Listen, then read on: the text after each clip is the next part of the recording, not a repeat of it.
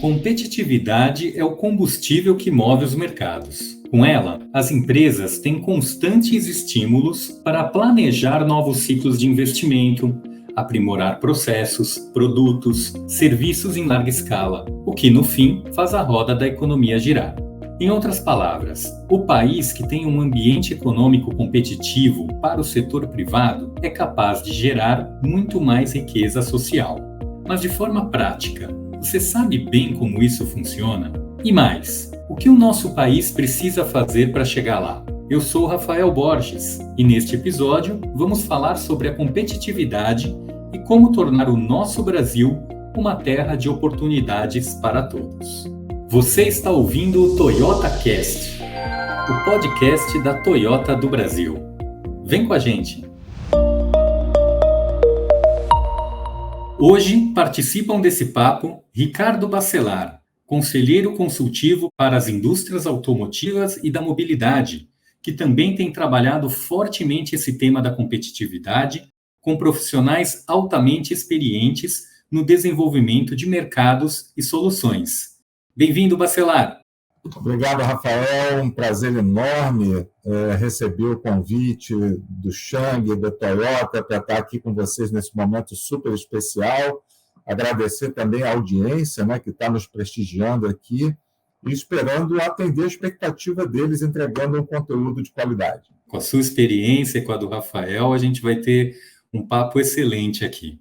Também nós estamos aqui com o Rafael Shang, presidente da Toyota do Brasil, que está conosco desde 2017 e tem como uma das pautas prioritárias da sua gestão a questão da competitividade. Olá, Rafael, seja bem-vindo. Olá, Rafael, muito obrigado. Prazer estar aqui e, sobretudo, ter a oportunidade de compartilhar esse podcast com nosso amigo Ricardo Bacelar. Agradeço muito o tempo de vocês. Bom, e a gente muito se ouve falar da necessidade de aumentar a competitividade para sobreviver no mercado. E a impressão geral é que não basta mais ser só muito bom naquilo que se faz, né? É preciso ser muito bom, mas também de uma forma bastante estratégica, né? Essa colocação faz sentido para vocês? Bacelar, você quer começar? Meus alunos de pós-graduação lá na PUC do Rio de Janeiro, volta e meia, levantam esse tipo de questão, até porque a natureza da matéria que eu dou lá para eles, que é gestão de relacionamento com clientes, a gente está vivendo a época de globalização. Para a gente conduzir esse racional aqui, é que se a gente acha que é bom, qual é o parâmetro de comparação? Mas bom comparado com o quê? A segunda pergunta é comparado com quantos? A gente vive um ambiente cada vez mais complexo, de rede, na ótica de países, a gente vivendo um ambiente de globalização. O nosso negócio automotivo é um negócio global, não adianta olhar para os tais concorrentes regionais, estaduais do país, a gente tem que olhar para o mercado como um todo, Então, essa é a segunda pergunta. A terceira é se você está se comparando com os concorrentes corretos. Será que você tem a visão clara de quem são seus concorrentes? E acho que a indústria automotiva novamente está dando um grande exemplo disso, Aos poucos a gente está entendendo que várias empresas de tecnologia estão se posicionando também como provedores de veículos no mercado. Mas, peraí, é empresa de tecnologia, é montadora, faz sentido isso, não faz sentido? Então, esse olhar 360 graus e muito apurado, ele é fundamental. Agora, como é que você apura isso? Você apura com visão estratégica, com análise estratégica, Então, você tem que se subsidiar de muita informação qualificada, não ficar olhando, ter uma visão só local, você tem que ter uma visão global, estar muito atento às mudanças do mercado também, porque a própria indústria, de novo, ela está vivenciando a experiência e de observar que os ciclos de inovação eles estão cada vez mais curtos, Já houve época em que a gente estava numa zona um pouco mais de conforto, falando de ciclos de inovação de 5 anos, hoje isso é impensável. Então, até para você tomar esse tipo de decisão, você tem que estar muito bem subsidiado de informação qualificada para que você possa, fazendo análise estratégica, tomar as decisões corretas. Muito bom. Shang, a Toyota tem se posicionado cada vez mais sobre esse tema da competitividade, né, nos últimos tempos. O que você pode trazer aí dessa sua visão sobre o tema também? Ok, então eu vou fazer muitos comentários que são parecidos ao que Ricardo colocou. Pareceria que alinhamos antes de começar o podcast, né? Porque, primeiro, que eu concordo, né? Agora estamos inseridos em um mundo global, né? E um mundo global que muda cada vez mais rápido, né? Vemos como as tendências das demandas dos consumidores mudam mais rápido e em prazos mais cortos. Dentro desse processo de globalização, né? Eu acho que o objetivo é como oferecer produtos e serviços que atinjam essas mudanças do mercado, e para isso as empresas temos que encontrar qual seria nosso diferencial, né? Dentro dessas mudanças que acontecem nas demandas do consumidor. E concordo plenamente com Bacelar quando fala de a identificação de quem são nossos concorrentes, né? E na indústria automotiva, sobretudo, eu acho que a concorrência tradicional era entre as montadoras, né? Mas agora, último, onde os carros, os veículos estão se tornando de eu chamo de hardware, indo mais para software, onde a conectividade, a tecnologia está cada vez mais presente. Possivelmente estamos pensando que nossos concorrentes são empresas de tecnologia.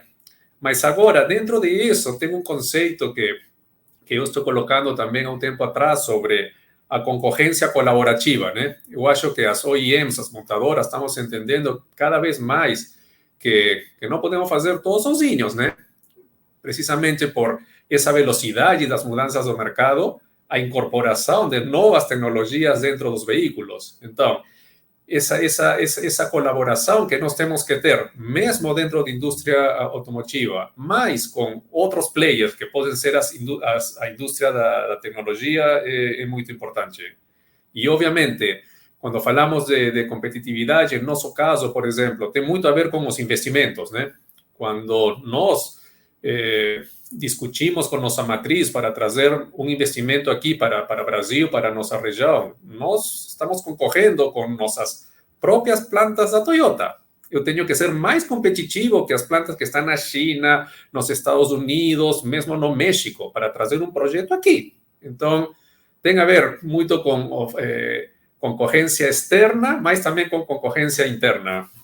Perfeito, realmente. Puxando um pouquinho esse tema de novos concorrentes, saindo do tradicional de concorrer com outras montadoras, mas também com empresas de tecnologia, as montadoras também estão cada vez mais entrando no mercado aí de mobilidade, né? Dentro dessa nova realidade de pessoas menos interessadas em adquirir um carro, em mais utilizar um veículo, né? E, Bacelar, quais são aí os principais desafios que você vê aqui da indústria nacional para se manter competitiva nesse mercado de transformação e que é global? E a gente precisa também concorrer com tecnologias e prestação de serviços com o mundo todo, né?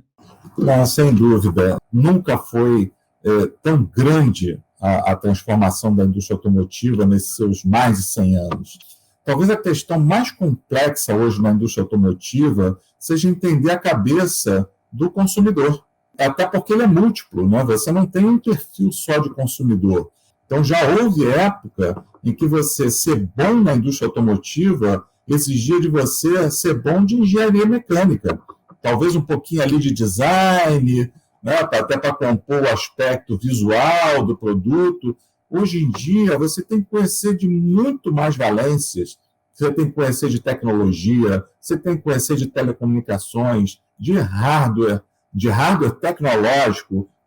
A gente está falando tanto aí de falta de chips no mercado, né? Muita gente se questiona como é chip, o que chip tem a ver com carro?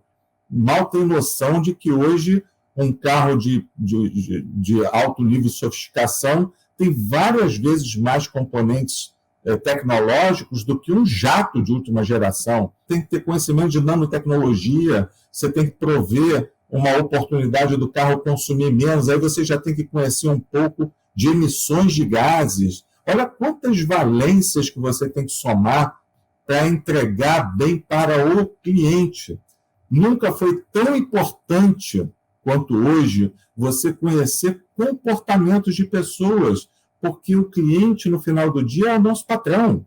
E eu vejo a Toyota dando aulas em sequência de como fazer isso, né? Vocês estão trazendo inovações não só no produto em si, mas em modelo de negócio, né? Vocês trazem o carro híbrido flex, vocês trazem a Quinto, vocês acabaram de anunciar uma parceria com uma rede de farmácias.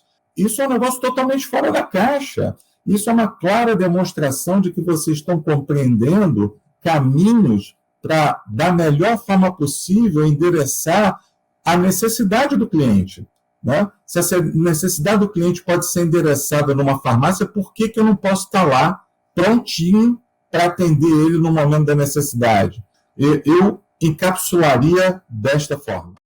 Você quer complementar, Chang? Acho que o Bacelar falou um pouquinho de exemplos, né? A Toyota realmente é reconhecida aí na questão de relacionamento com clientes, tem a questão de serviços de mobilidade, né? Você pode comentar um pouquinho sobre isso também, né? Aqui, novamente, concordo com o Bacelar, quando fala que a indústria automotiva está atravessando por uma transformação que é a maior dos últimos 100 anos, né? E quando falamos de mobilidade, nós utilizamos uma palavra, né, que pelas letras case. C de connected, A de autónomos, S de share ou compartilhado e E de elétricos, né? Com essa direção e entendendo as necessidades dos clientes, é que nós estamos começando a oferecer uma oferta diversificada, seja para aqueles consumidores ou clientes que ainda querem possuir um carro, comprar do jeito tradicional, varejo, em uma loja, ou aqueles que simplesmente não querem possuir um carro e precisam do carro em um momento muito, muito curto. Estamos oferecendo, através da Quinto, o serviço de aluguel. Estamos começando também com a Quinto a oferecer um serviço de carros compartilhados e também um serviço de gestão de frotas para aquelas empresas que não querem colocar seu capital de giro em um ativo que não é precisamente o core do seu negócio, né? Então, com isso que nós estamos estruturando realmente um novo modelo de negócio. E quando estamos falando de mobilidade, novamente, carros autônomos, carros compartilhados, carros eletrificados, por exemplo, né? Vão precisar de uma transformação do negócio e da nossa indústria, né? E para isso é muito importante planejamento e previsibilidade. Porque, por um lado, isso vai precisar de investimento. E em nossa indústria, os investimentos não são de um ano para outro. Estamos falando de investimentos para 5 e 10 anos. E para isso, nós precisamos ter alguma previsibilidade e muito planejamento estratégico. Não é só uma questão da empresa privada, né? Eu acho que todos os stakeholders que estão linkados a esse futuro têm que participar na construção dessa visão. E o governo, obviamente, tem que dar as políticas públicas corretas para caminhar nessa direção. E nós, os privados, também temos que ter nossa estratégia combinada com essas políticas públicas para implementar o que seja melhor para cada mercado, para cada região, para cada país, para cada consumidor. E isso vai trazer, novamente, investimento. Investimento traz emprego, gera renda, gera impostos. Então, com esse círculo é que nós estamos pensando e planejando nosso futuro. Quando falamos de eletrificação, por exemplo, Bacelar colocou muito bem. Já não é a parte mecânica, por exemplo, é mais a parte de tecnologia, a parte eletrônica. Então, temos que mudar, por exemplo, as competências e as habilidades de nossos colaboradores. A cadeia de fornecedores também tem que mudar. Então, isso, novamente, vai precisar previsibilidade, vai precisar de planejamento, vai precisar de políticas públicas que sejam coerentes, né? Seguindo aqui um pouquinho ainda com o Rafael. Rafael, você é peruano, está aqui no Brasil desde 2017, tem a sua carreira fortemente ligada aí à Toyota, mas já teve a oportunidade de estar no convívio aí com diferentes culturas, né? Estar trabalhando na Toyota em alguns outros países. Nesse conceito de competitividade, como que você vê isso nos diferentes países? cada país tem que procurar onde estão suas vantagens competitivas, né? Quem são realmente os concorrentes? Qual é o cenário onde você quer concorrer? Com quem vai concorrer? Mas voltando sempre às necessidades dos consumidores, né? Entendendo cada vez mais esses consumidores são também consumidores globais, né? Perfeito. Bacelar, o Brasil tem dimensões continentais e realidades distintas, né? Você acha que essas diferentes realidades também trazem diferenças na questão de competitividade? Sem dúvida nenhuma, né? Isso traz um molhinho a mais, né? Interessante quando você fala do desafio de desenvolver negócio num país de dimensões continentais como o nosso. Isso quando você fala num país enorme, com essas diferenças culturais que você mencionou, isso fica ainda mais agudo. Qualquer um aqui já teve a experiência de viajar para o norte, para o nordeste, para o sul, para o centro do país e observar isso em loco. Né? Então, nós, como prestadores de serviço, a gente tem que ter essa qualidade, não importa a classe social dele, não importa as influências sociais, não importa o ambiente econômico que o cerca. Competitividade é isso, é você, de novo, eu havia mencionado, né? Você beber de muita fonte de informação qualificada para você tomar as decisões corretas. Eu mesmo tenho vivenciado isso na pele, na posição de conselheiro consultivo. A própria posição de conselheiro mudou muito nos últimos tempos, né? Porque quando você diz a sua empresa ela é bem-sucedida, ela é eficiente, há pouco tempo, bem pouco tempo atrás, a resposta disso era o balanço. Vamos olhar os números do balanço, só que balanço representa passado.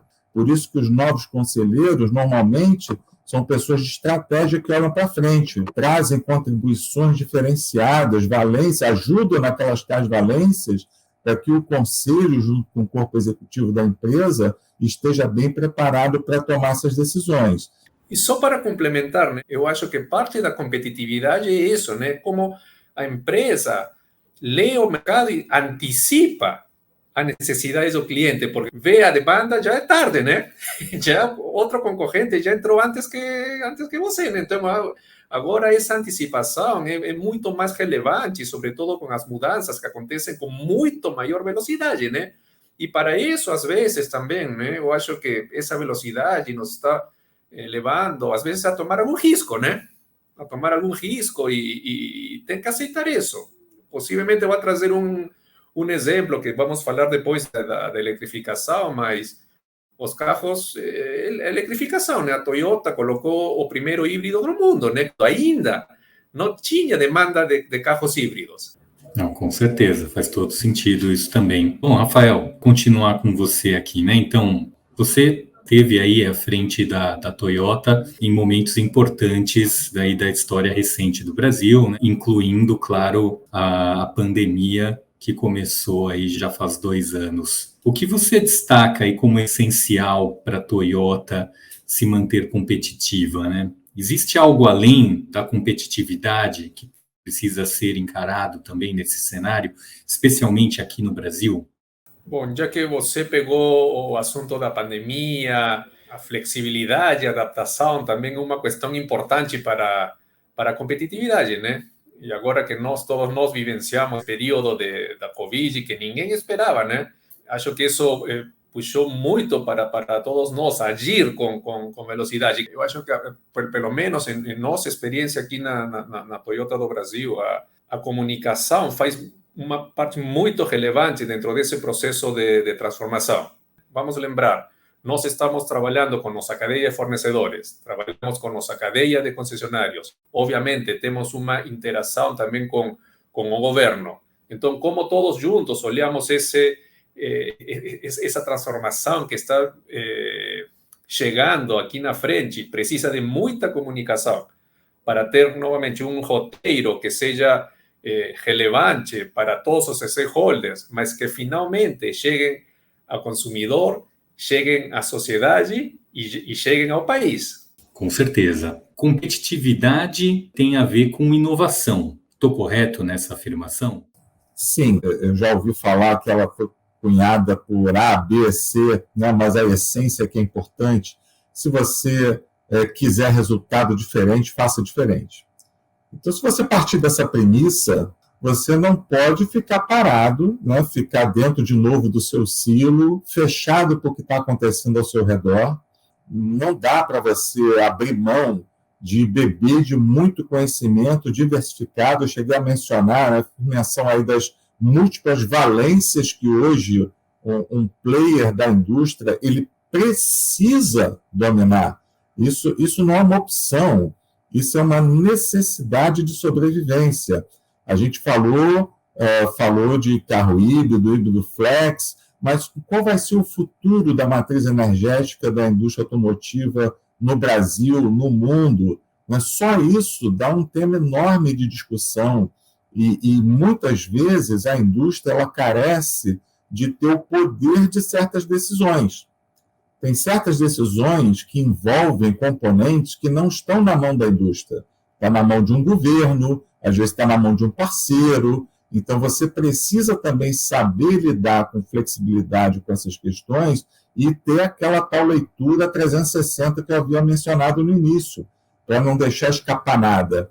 E ter no corpo diretivo que discute, que toma as decisões no board, ter um leque de conhecimento diversificado. É uma grande felicidade estar aqui no Fórum Toyota e poder usar os exemplos de vocês mesmos nisso. Hoje vocês estão vendo iniciativas de várias montadoras anunciando veículos híbridos. Olha a vantagem competitiva que vocês construíram, porque vocês foram os primeiros a fazer essa aposta.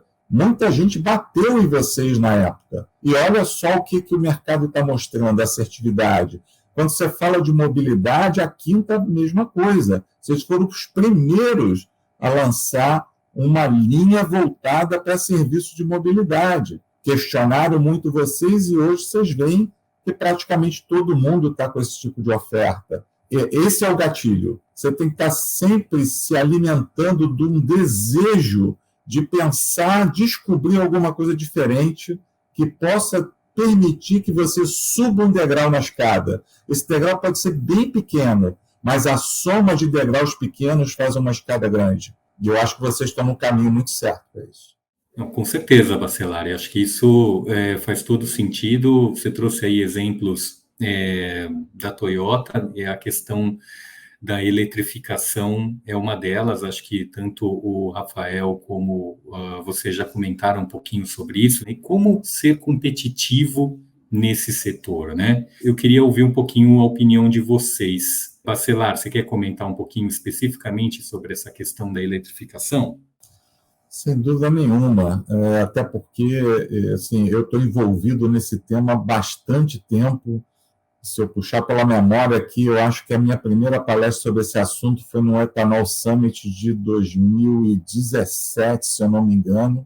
Eu fiz defesa enfática da internacionalização do etanol, chamando atenção para a Índia e Baixo Ásia. Hoje tem muita gente falando sobre isso, mas naquela época era difícil achar alguém que falasse sobre esse assunto. O Brasil, nesse aspecto, ele tem uma condição muito diferenciada. Nós temos não só uma matriz energética diversificada, como limpa, como em nenhum outro lugar do planeta. Voltando um pouquinho, quando eu falei que a gente tem que atender os anseios do consumidor, e a gente tem uma diversidade gigante de consumidores, principalmente num país do tamanho do Brasil, nós vamos ter clientes para tudo. Isso é uma corrida para você correr com mais de um cavalo. A única certeza que existe é que se você correr com um cavalo só, você vai perder. Porque você tem uma pluralidade gigantesca aqui para explorar. Por que você vai se dar ao luxo de escolher um cavalo para correr? Então, mas o carro elétrico, quando é que vai chegar no Brasil? O carro elétrico já está no Brasil há muito tempo. Mas é o roadmap que a gente vai percorrer para um dia ser capaz de produzir esses veículos aqui no Brasil e veículos numa camada mais popular, né, que ele ganhe efetivamente volume. Mas daí você dizer que o carro, o BEV, né, a bateria pura lá, é a solução, é o santo grau da eletrificação de frota, eu acho que, de novo, vocês estão aí para provar que isso não é verdade. E eu acho que ainda tem um caminho muito grande para a gente percorrer em termos de eletrificação, mas A gente está aí com essa situação da guerra agora, uma situação infeliz, né? Da guerra da Rússia com a Ucrânia, e vocês observam alguns sinais na Europa de começar a pensar em alguma coisa diferente em termos de matriz energética. Por quê? Porque descobriram o óbvio, né? Eles foram construindo um grau de dependência do gás russo absurdo, e na hora que há uma iminência, um risco muito grande deles ficarem sem esse gás, eles têm que pensar em alternativa. Pode ser aí uma outra oportunidade para o Brasil dar aula e mostrar de novo, né, agora não mais para a Índia e Baixo Ásia, mas talvez para a Europa. Gente, tem um negócio que a gente descobriu aqui há 40 anos, e a gente não está falando absolutamente em exportar o produto final em si, mas exportar tecnologia, que vale muito mais. Eu vejo a gente numa posição bastante diferenciada nesse cenário. Chang, o que você pode complementar aí sobre a eletrificação? É um assunto que está muito na mesa agora, e quando falamos de eletrificação, acho que a primeira coisa que temos que colocar na conversa é o propósito, né? Realmente o propósito é a descarbonização, minimizar as emissões, né? Concordo também com o Bacelar, né? Temos muitas soluções tecnológicas que vão na parte de veículos, né? Desde carros híbridos, carros plug-in, os elétricos, os mesmos carros de hidrogênio, não? Células de combustível. E a definição dessa rota tecnológica, não vamos ser nós, a montadora, que vai definir essa solução para o Brasil. Isso tem muito a ver que a solução seja prática, seja sustentável e responda à necessidade dos consumidores. Tem que ver com infraestrutura e a matriz energética, né? Então, com isso é que o país, os consumidores vão elegir qual a melhor solução tecnológica para contribuir com esse processo de descarbonização. Nossa aposta para começar esse processo de eletrificação são os híbridos flex. Híbridos flex, por quê? Primeiro, porque não precisam de uma infraestrutura. Obviamente, a infraestrutura de recarga vai precisar um investimento gigantesco. Será que o Brasil tem como prioridade, por exemplo, fazer esse investimento em a rede de recargas? Acho que não. Temos outras prioridades dentro do país. Então, do ponto de vista de infraestrutura, uma solução prática é precisamente os carros híbridos. E agora, falando de matriz energética, Bacelar colocou muito bem também, né? Etanol, um combustível sumamente limpo e que contribui com a economia brasileira. Então, essa combinação de uma tecnologia que não precisa de infraestrutura e que utiliza um combustível muito limpo e que está aqui no Brasil, achamos que é a primeira fase dentro desse processo de eletrificação. E falando já da Toyota, né, nós estamos desenvolvendo e temos todas essas tecnologias, estão à disposição. Nós achamos que para começar aqui no Brasil, o híbrido flex é a melhor solução. Dentro do nosso compromisso ambiental, nós adiantamos zerar as emissões em nossas fábricas para 2035. E não são só nossas fábricas, né, mas também toda a cadeia de nossos fornecedores. E antes disso, e que tem a ver com a matriz energética, é o quão limpa é a geração de energia que nós utilizamos, tanto em nossas fábricas e em nossos veículos, porque podemos ter a melhor solução tecnológica, mas se a geração da energia que esse carro utiliza uma fonte suja, ao final, o ciclo de vida não está contribuindo com o propósito, né? Faz todo sentido, né? A gente tem que pensar realmente o ciclo todo, né? Não está só a solução para essa questão, não está só no produto, né?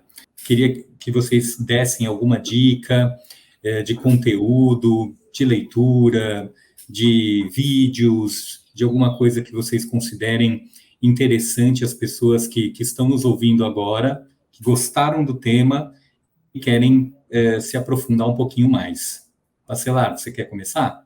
Bom, todo mundo aqui já me conhece, já sabe do meu histórico de condução de pesquisas automotivas, né? Só na KPMG foram quase 20 anos conduzindo pesquisas anuais globais. Em 2019, a gente lançou a primeira edição brasileira da pesquisa. Em 2021, ano passado, a gente lançou a segunda edição.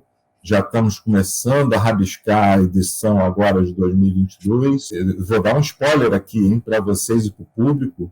Esse ano a gente vai expandir esse nosso trabalho, nós vamos lançar a primeira edição de uma pesquisa para o mercado de caminhões brasileiro, né, onde esse tema, inclusive, de matriz energética, ele está até mais quente do que em automóveis. E também uma pesquisa sobre máquinas agrícolas, que também tangencia um pouco desse aspecto do lado lá da produção, né? As minhas sugestões de leitura, leiam sobre comportamento humano. O mais difícil é você captar o que está na cabeça de quem a gente quer encantar. No final do dia, são eles que a gente tem que encantar, são eles que a gente tem que convencer que eles têm que dirigir parcela daquele dinheiro que está no bolso deles, dirigir para nós e não para o tal concorrente. Eu estou tentando dar minha parcela de contribuição aí ao longo desses anos e esse ano vem mais 3 fresquinhas aí para vocês, com lançamentos previstos ali para agosto, setembro e outubro desse ano. É um spoiler que eu não tinha passado para ninguém ainda. Obrigado pelo prestígio aí. E você, Shang?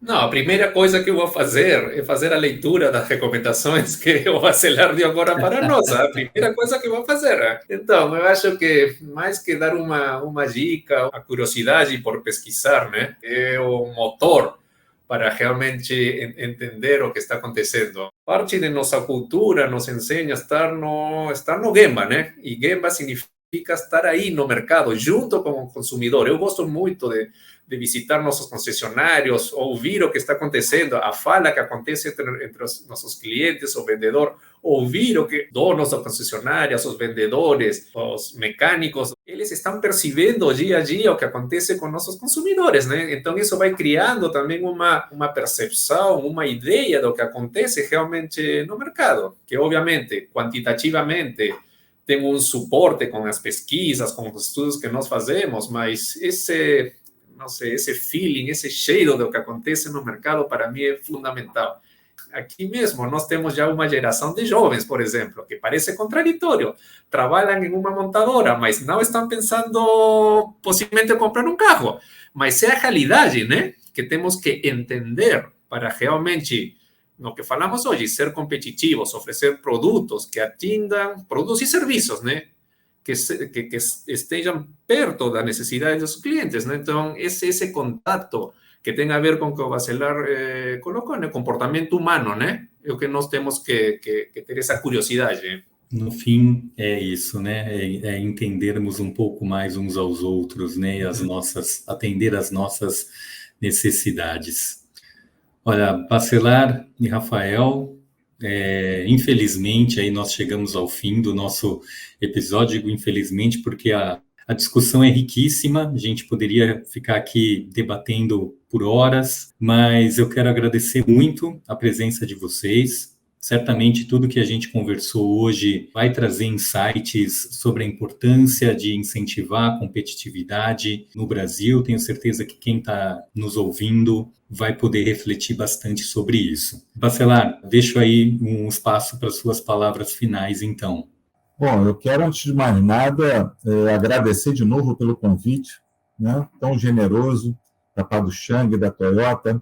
Agradecer a audiência que está conosco aí até agora prestigiando, né? Espero que ela tenha gostado do conteúdo que a gente entregou para elas. Sugerir que quem tiver interesse de entrar na minha rede do LinkedIn, estou sempre postando coisas novas por lá, né?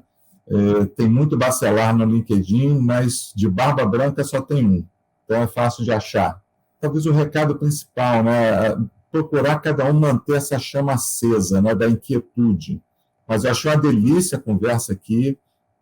Parabenizar também você, Rafael, pela condução, tudo super organizado. Parabéns aí pela iniciativa. Sempre que vocês entenderem o que eu posso agregar, é só chamar que eu vou ter um prazer em retornar. Muito obrigado. Eu quero agradecer, Bacelar, sempre a conversa com você, uma palestra. Nós aprendemos muito. Agradeço muito pelo tempo e agradeço também a audiência que nos acompanhou hoje e, como a Toyota, sempre estamos à disposição. Muito obrigado. Muito bem, então chegamos ao fim do 3º episódio do Toyota Cast. Quer comentar sobre o episódio ou fazer sugestões de pauta? envie um e-mail aqui para a gente no toyotacast@toyota.com.br. Muito obrigado pela sua audiência e a gente se encontra no próximo episódio. Tchau, tchau!